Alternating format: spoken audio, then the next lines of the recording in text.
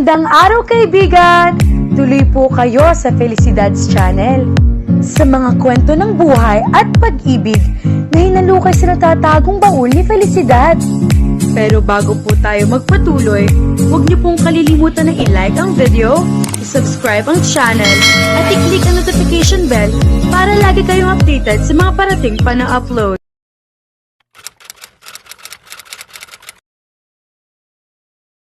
Ito, Vernice, try mo. Isang tube dress na old rose ang ibinandera kay Vernice ng kaibigan niyang si Norilyn. Their other friend Myra was busy looking at the full-length mirror with skirt she got from the display of clothes. Ayoko niyan, tanggi niya. Para magtatayuan ng mga balihibo ko sa lamig kapag isinuot ko iyan. You'll be fine and you look fabulous in this. Magandang shape ng balikat at malaki ang balakang mo. Siguradong lalabas ang magandang korte ng katawan mo kapag itong sinuot mo sa reunion party ninyo.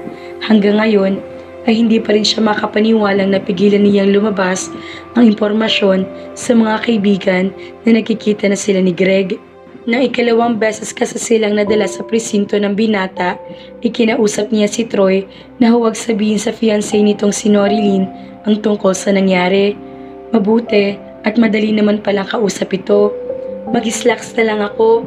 Kumuha siya ng isang cream-colored slacks sa mga nakadisplay sa tabi nila. Ito na lang. Hindi ba pwede naman ito sa aking boots? You've been wearing blouse and slacks to your office since you started working. At iha, reunion party ang pupuntahan mo, hindi trabaho. Kinuha nito ang hawak niyang slacks at isinalaksak sa kanyang tube dress. Isukat mo. I'm sure, magbabagong isip mo kapag isinuot mo na yan.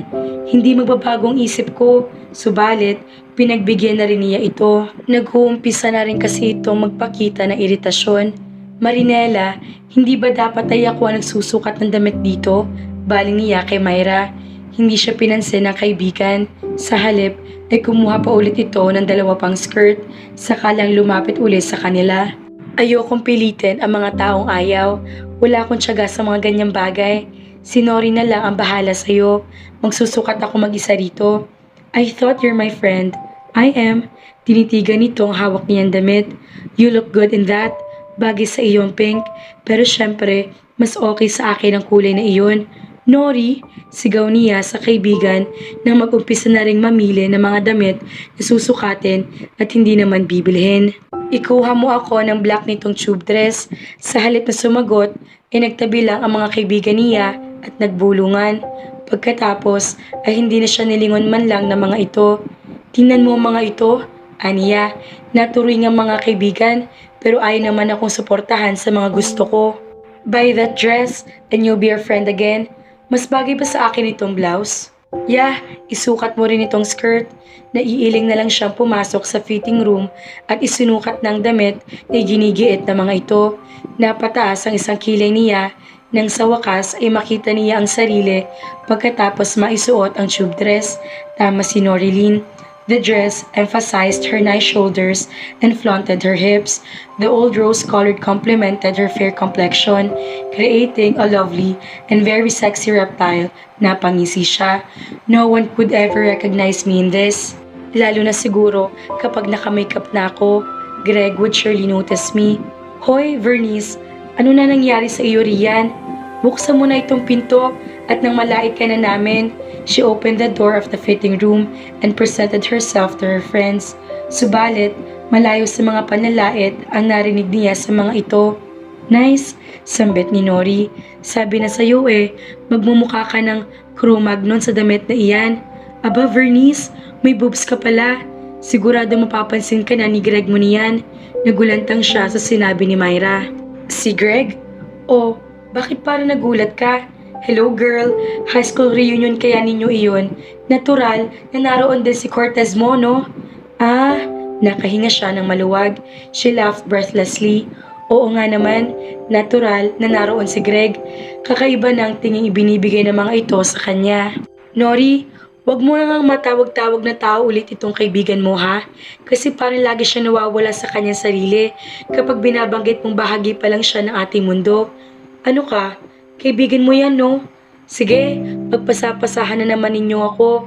Kapag ikinasal kami ni Greg, hindi ko kayo isasama sa entourage ko.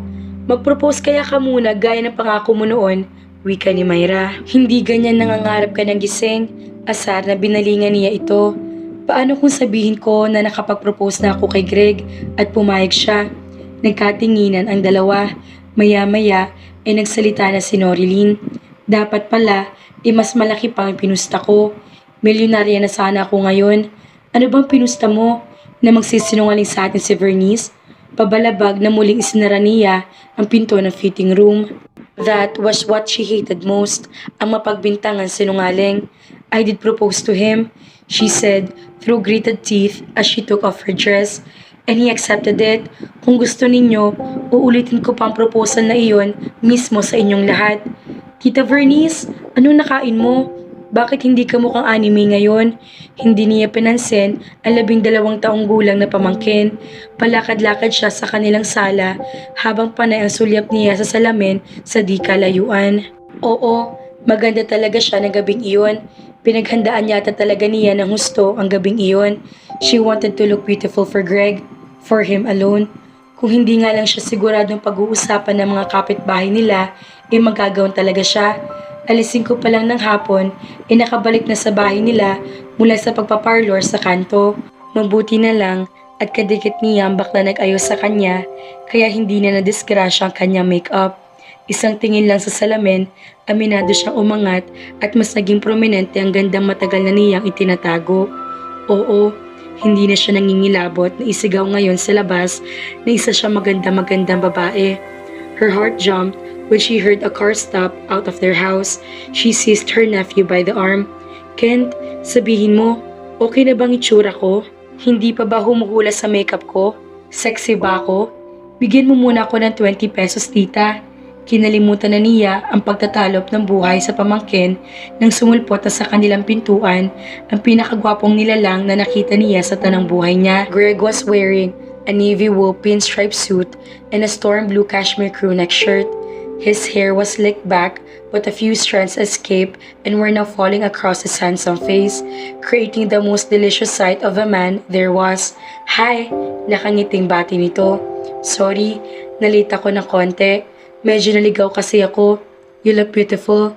Hindi niya alam kung ano nangyari, pero sa halip na mangime sa sinabi nito, napangiti pa siya nang wala sa oras. Thank you, sagot niya. Himalang nagawa pa niya makapagsalita ng diretsyo ngayon sa kabila ng tila pagarambulan ng kanyang isip at puso ng mga sandaling iyon. You look, nice. Iyan ba ang dahilan ng pagpapaganda mo, Tita Vernice? Singit ni Kent. Gwapo pa ako riyan. Aray! She had pushed him to the sofa as she walked towards the waiting hand of Greg. Don't mind my nephew. Hindi pa kasi nakakakita ng tao. Parang ikaw. Tinampal niya ito sa braso. Tumawa ito at doon tila nabawasan kahit paano ang tensyon na unti-unting bumabalot sa kanila. He gently took her by the arm and she was lost.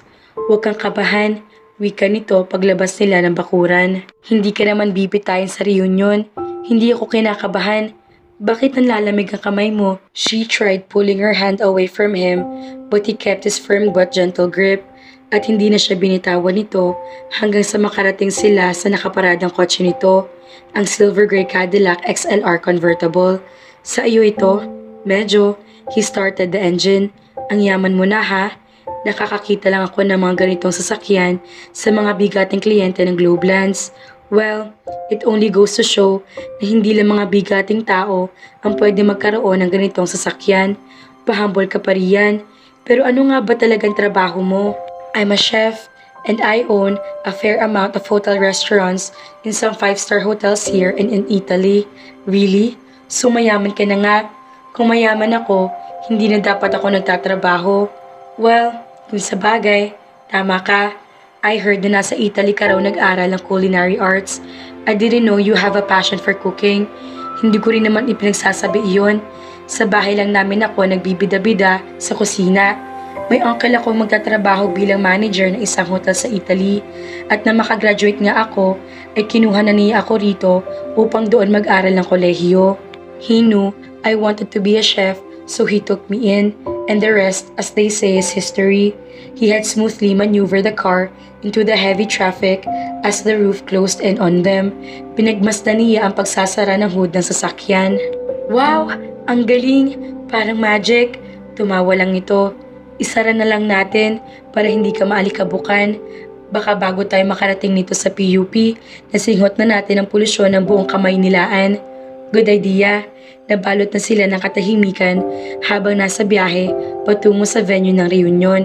Itinapik-tapik pa niya ang mga daliri sa kanyang hita habang pinanonood niya ang mga nadaraanan nilang establishment. More than 11 years ago, she never thought this would ever happen to them. Na muli magkukrus ang kanilang mga landas at gaganda pa ang pakikitungo nila sa isa't isa.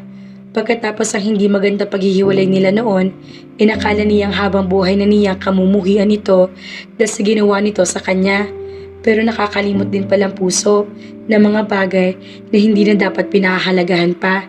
And she was more than glad to have forgotten about her first heartache.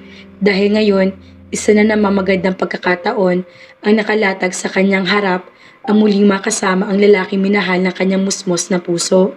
Nawalan ka na ng imik dyan. Anito, hindi mo naman siguro iniisip na tumalo na sasakyan, hindi ba? And ruin my dress? No way. Isang buwang sweldo ko yatang ginastos ko rito. She leaned back against her seat. Greg, pwede magtanong? Tungkol saan? Ano ang naging reaksyon mo nang propose ako sa iyo ng kasal noon? Saglit pang tilang pinag-isipan nito na hustong isasagot. Ang totoo, nagulat talaga ako. Biruin mo, ang astiging Deputy Corps Commander noong high school na si Vernice Aguda at nangunguna sa buong batch mag-propose ng kasal sa akin na isang simpleng tao lang naman. But then I remembered, behind the tough exterior also lies a very witty and funny girl. Kaya naisip ko, maari nagbibiro ka lang nang bigla mo akong yayaing magpakasal pagkatapos sa mahabang panahon nating hindi pagkikita o pag-uusap man lang. You mean, hindi mo talaga sineryoso ang marriage proposal kong iyon? Ngumiti lang ito bilang kasagutan. Kung ganoon, bakit sumang-ayon ka pa rin sa akin? Naisip ko lang na biro lang naman iyon, kaya sinakyan ko na lang din. Tama rin naman ako dahil pagkatapos lang ng ilang linggo, binawi mo rin naman ang proposal mong iyon. She didn't know why she was feeling so sad at the thought that he never took her proposal seriously. At hindi siya sanay nakakaramdam ng ganoon. Pinilit niyang pasiglahin ang sarili. She was beautiful tonight and the man she dreamed of from her past was driving her to their high school reunion. Ano pa nga bang mahihiling niya? Greg, can I ask you a favor? Yeah, sure. Magpo-propose ulit ako ng kasal sa'yo. He gave a nod. Okay, sagot agad nito. Ano nga palang dapat kong maging sagot sa iyo kung sakali? Yes or no? Sa kaibuturan ng kanyang tigasing puso, naramdaman niya ang tila pinong kurot na iyon. He still thought it was a joke. Well, what else do you expect? Ikaw na rin mismo ang nagsabing biro lang ang lahat ng iyon. Nung una pa lang, hindi ba? Ngayon, magtatampo-tampo ka riyan. Bahala ka na kung anong isasagot mo. Aniya, total naman, walang seryoso sa proposal kong iyon. Actually, gusto ko lang namang patunayan sa harap ng mga kaibigan ko na hindi ako duwag. Nangako kasi ako sa kanila noon na kapag nagkita ulit kita, ako na mismo ang magpo-propose sa iyo. Really? Napakaganda na ng ngiti nito kahit hindi humarap sa kanya. That was very flattering, Vernice. Ha? Okay lang. Minsan kasi talaga, mas nauuna ako magsalita kaysa mag-isip. Kaya tuloy, lagi ako nalalagay sa mga alangan ni sitwasyon. Bakit mo nga pala naisip na mag-propose ng kasal sa akin? I mean, you don't even like me back in high school. The traffic light turned red, kaya nagawang bumaling nito sa kanya. Right? Bigla ang tila pagbangga na kakaibang kaba sa kanyang dibdib nang mapagmasdan ito ng ganoon kalapit. Sa gulat sa bagong damdaming iyon, nakatitig siya sa gwapo mukhang iyon. That was the second time she felt that way. The first time was when he kissed her more than 11 years ago.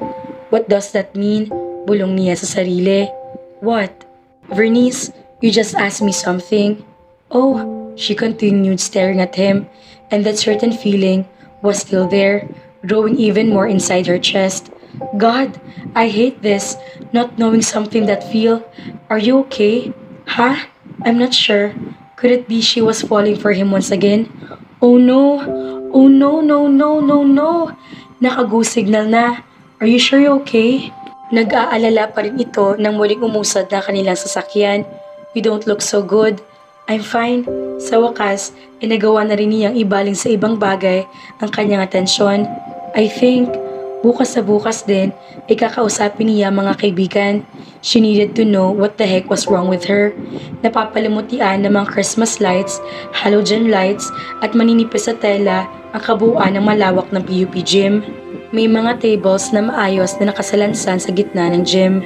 Di kalayuan doon ay ang stage kung saan may puting tela at doon ipinapakita ang iba't ibang larawan na nakalap marahil ng mga organizer at isinalin sa isang slideshow format at isinalin sa isang projector.